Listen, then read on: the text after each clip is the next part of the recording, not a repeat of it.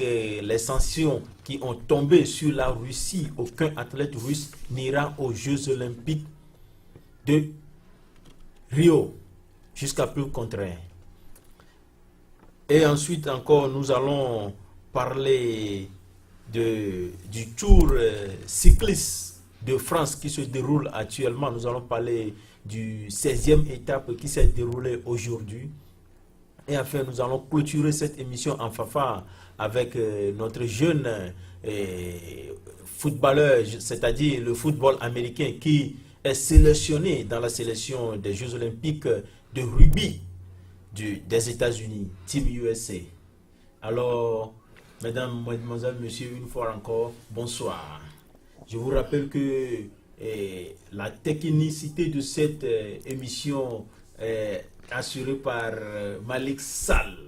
Et vous n'êtes pas sans savoir que, comme d'habitude, monsieur Yves Kenao, le bulldozer de la maison, est à mes côtés pour vous vibrer vos salons et vous mettre et vous échauffer pour commencer cette nouvelle semaine. Alors, sans plus tarder, bonsoir, monsieur Yves Kenao. Alors, monsieur Atisse, bonsoir, et chers téléspectateurs, bonsoir à vous, chez vous. Alors, aujourd'hui, on a un tempo sport qui est multicolore, si j'allais dire. Voilà. Donc, on parle du football en bref, on parle du cyclisme, on parle de l'athlétisme et du rugby. Voilà. Un mot sur le programme. Voilà, c'est un programme, tu sais, on a déjà raté une séance la semaine passée. Et je pense que ce menu est très bon. Pour le moment, il est très bon. L'essentiel, c'est que nos téléspectateurs sauront que Paris Saint-Germain a un nouveau directeur sportif. Ils sauront qu'on peut quitter du football américain et aller au rugby. Voilà, et puis ensuite, on peut se dire qu'on ne peut pas faire du dopage sans sanction. Et voilà. Donc, en un mot, le Tour de France, vous savez, là aussi avec notre fameux Louis Armstrong, avec ses dopages, mais j'espère que Tour de France demeure Tour de France. Hein. C'est une très grande compétition, une compétition légendaire, et tout cycliste rêve de participer à ce Tour de France. Alors, chers téléspectateurs, installez-vous confortablement. Le bulldozer de la maison et moi-même, nous allons vous réchauffer pour bien recommencer la semaine. Voilà. Alors, sans plus tarder, nous allons attaquer le point numéro 1 qui nous parle un peu du football, du hollandais, la star du football hollandais, Patrick Kluivert, qui devient le directeur de foot, c'est-à-dire le directeur sportif du Paris Saint-Germain. Donc, il va être aux côtés du club pour la saison 2016-2017. Alors, monsieur Yves Kenao, un mot. Voilà, donc, Patrick Kluivert, vous le connaissez, l'homme à la tête magique. Les Brésiliens retiendront longtemps, se rappellent toujours de ce garçon qui, lors du match Brésil-Hollande, sur une tête suspendue, a éliminé le Brésil. Donc, je sais que l'attente qu'on avait mise l'ancien entraîneur, il s'appelle tout simplement Leblanc. Leblanc. L'attente là n'a pas été accomplie, n'a pas été atteinte. Ce n'était pas pour gagner la Coupe de France à 10 journées de la fin.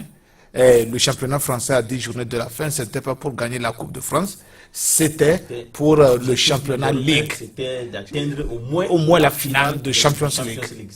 C'était ça. Donc Blanc Laurent Blanc n'a pas pu accomplir cette mission. Il n'a pas pu délivrer ce pourquoi on a engagé beaucoup de moyens financiers, matériels et des joueurs. Donc je pense que qu'est-ce que Kluivert va apporter à Paris Saint-Germain? C'est un attaquant. Laurent Blanc est un défenseur. Et si vous avez vu l'équipe de Paris Saint-Germain, sous Laurent Blanc, c'est une équipe plus défensive qu'offensive.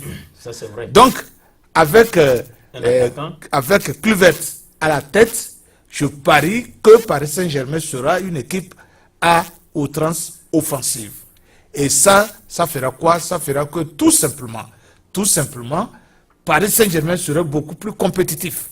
Quand vous prenez Real de Madrid, quand vous prenez Barça, quand vous prenez Manchester United... Et justement, vous venez de mentionner Barça. Voilà. Vous n'êtes pas sans savoir que Patrick Kluivert a fait ses débuts au Barça. Voilà. Il a été joueur du Barça. Il a été sur les bancs de Barcelone. Voilà. Et c'est lui qui a monté les Messi, les Ronaldinho, les Eto'o.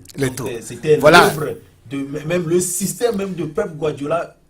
Pep Guardiola l'a hérité de Patrick Kluivert. Voilà, c'est ce que... Voilà. Donc tu comprends là aussi entraîné l'Ajax d'Amsterdam, là où il a débuté. Voilà. Donc, voilà. De la dernière pluie. C'est-à-dire que quand le président de Paris Saint-Germain a regardé son équipe, a regardé les moyens dont dispose l'équipe, il a trouvé que c'est une équipe qui peut compétir avec Barça, avec Real de Madrid, voilà, avec Manchester City, avec tous les grands clubs européens. Mais il se fait quoi? Il se fait qu'il manque des pièces dans l'équipe de Paris Saint-Germain. Quand je dis des pièces, ce ne sont pas des espèces de rechange de voitures ou bien de moto. Je veux parler des joueurs clés, à des places clés, à des postes clés. Donc, Kluivert est arrivé. C'est un attaquant, un véritable chasseur de buts. Et en tant que directeur sportif, il sera chargé de recruter des joueurs qu'il faut à Paris Saint-Germain en attaque. Et il a les moyens pour le faire. Il a les moyens. Ce n'est pas l'intelligence, il a l'intelligence. Et le président du club lui a mis de l'argent et tout à sa disposition. Donc, je pense que Paris Saint-Germain de la saison prochaine serait très dangereux.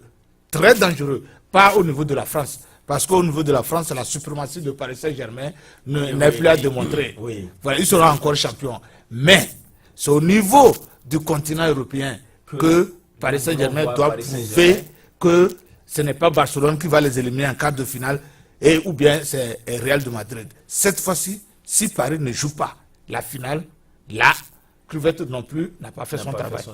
Voilà. Alors, sinon, le choix est un bon choix parce que, tu sais pourquoi je dis que son choix est bon?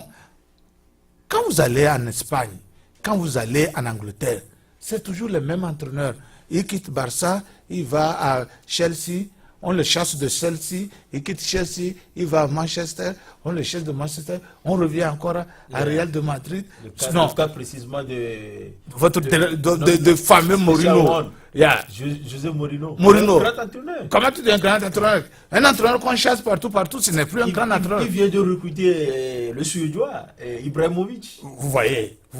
C'est que c'est comme notre Phil Jackson au niveau de basketball américain. C'est quand Phil Jackson était entraîneur, lui ne fait que recruter les meilleurs joueurs. Et quand les plus gagnants, on dit qu'il est bon entraîneur. Un bon entraîneur, c'est celui-là qui prend les moyens. Et avec les moyens. Leicester City. Voilà. Qui a quitté le 19e place pour être champion. Voilà.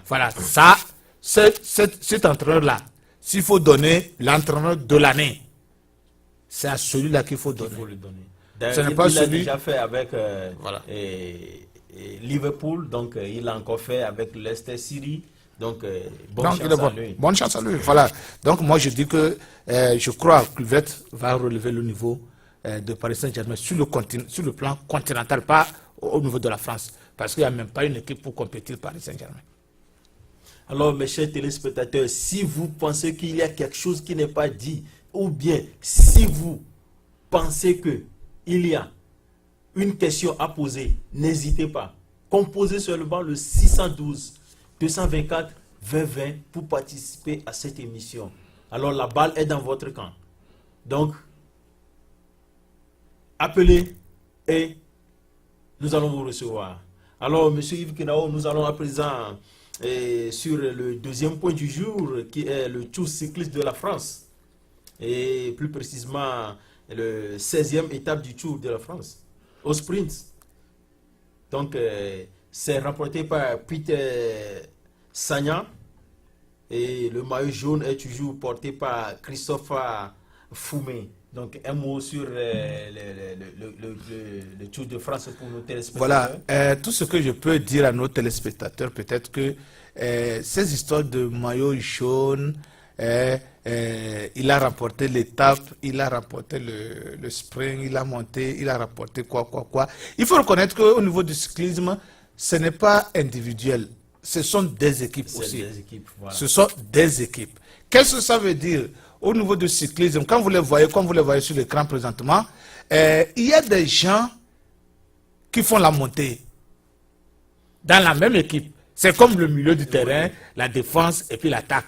Il y a d'autres, leur job, leur travail, c'est s'échapper. de s'échapper. Vous croyez que c'est lui qui va gagner? Non, ce n'est pas lui. Donc, celui qui a gagné l'étape d'aujourd'hui. Et n'oubliez pas, quand on dit le maillot jaune, ce n'est pas que vous avez gagné l'étape d'aujourd'hui que vous avez nécessairement le maillot jaune. Non, ce sont des points. C'est sur le classement général, ce sont des points. Voilà. Et quelqu'un peut ne jamais gagner une étape, mais il peut porter le maillot jaune. Voilà. Donc, c'est une compétition très intéressante. Elle est légendaire d'ailleurs, et tout cycliste, si j'avais encore les moyens physiques, je pense que j'allais quand même essayer mon vélo. Même si je ne suis pas classé, je dirais que quand même j'ai participé. Il faut sur le peloton. Oui, voilà. Je vais dire quand même que c'est le genre de marathon à travers les villes. Vous voyez, ce n'est pas nécessairement de gagner, mais c'est de voir l'ambiance, de vivre l'ambiance qui règne. Et puis n'oubliez pas, tous ces cyclistes-là, au moindre faux pas, c'est très dangereux. Les vélos là font plus de 45 km par heure. Les vélos que vous voyez là. Et ce qui est intéressant, quand ils arrivent au niveau de sprint, quand des sprints, c'est-à-dire qu'à l'arrivée, vous les voyez, ils sont en train d'aller à toute allure. Et puis ils balancent côte à côte, ils balancent les vélos. Voilà. Les gens font des échappées. Voilà. Vous les voyez, c'est ça. C'est beau, c'est bel à voir. Non, mais c'est beau, c'est beau. Mais tout en prudence. Je vous dis que c'est beau, c'est beau. Alors, M. Yves Kenao, ouais. Nous ne saurons parler de Tour de France sans parler de Lance Armstrong. Est-ce que vous avez un mot à dire à nos téléspectateurs sur le champion des champions des Tours de France et qui est revenu maintenant produit, Lance Armstrong, je le nomme? Mais vous savez, je voudrais tout simplement que les gens soient honnêtes. Je ne refuse pas qu'ils se dopent. Au moins, l'honnêteté intellectuelle pouvait l'amener à nous save, à nous épargner de gaspillage de temps. Voilà. Il fallait qu'il réponde, qu'il accepte dès le premier tour. Vous savez, j'ai fait ça. Voilà. Je vous demande pardon. Avec complicité, d'ailleurs. Il allait dire tout simplement, I am sorry, j'ai fait ça. À partir de 4e victoire de Tour de France, j'ai pensé qu'il me fallait quelque chose d'autre pour continuer, pour m'aider. Il ne pouvait plus. Voilà, je regrette. Il a nié du début jusqu'à la fin.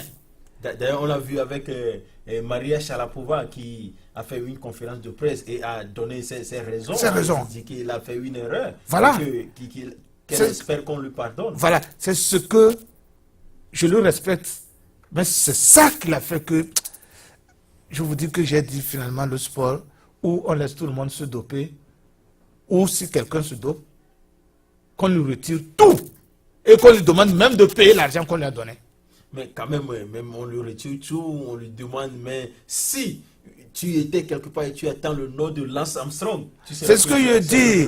C'est ce que je dis, que tu sais que c'est tout. Non, c'est pas le vélo. Tu sais que c'est Tour de France. Oui, je sais. Tu sais que c'est Tour de France. Oui, son nom est synonyme. Même les gens finissent par croire que Louis Armstrong est français. Voilà. Les gens n'ont jamais su qu'il était américain. Puisque chaque année, c'est de lui qu'on parle. Chaque année, c'est de lui qu'on parle. C'est de lui qu'on parle jusqu'à ce qu'on nous dise qu'il se dope. Et là aussi... Non, là aussi, j'accuse les organisations. Il y a même les organisateurs qui étaient complices. C'est ce que je dis. Il avait révélé ça. C'est-à-dire qu'on attend que la personne commence par leur désobéir pour qu'on nous dise que, ah non,